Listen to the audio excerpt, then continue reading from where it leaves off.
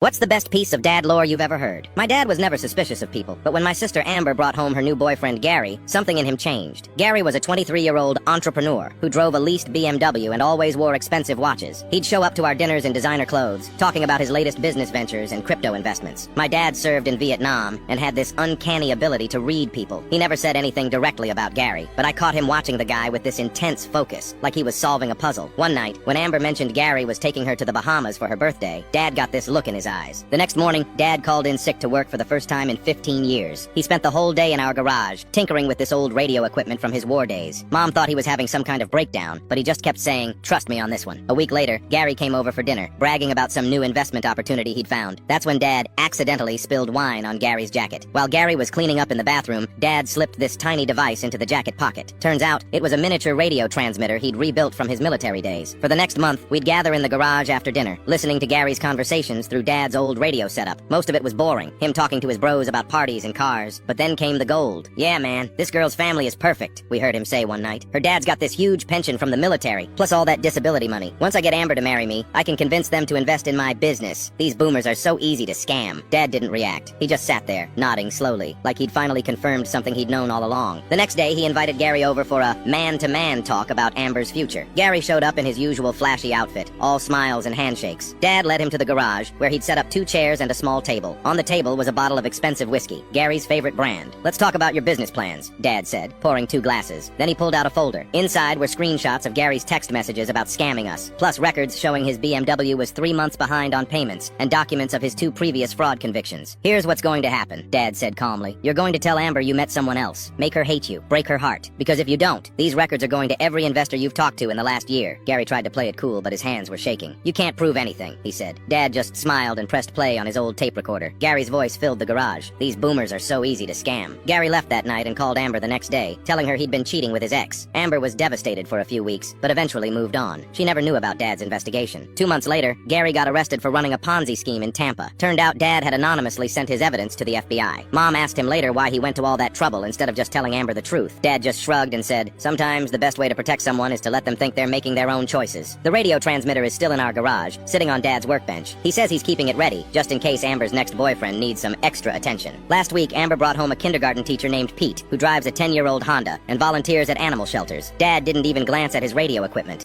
Click the link in my profile to watch the exciting follow-up.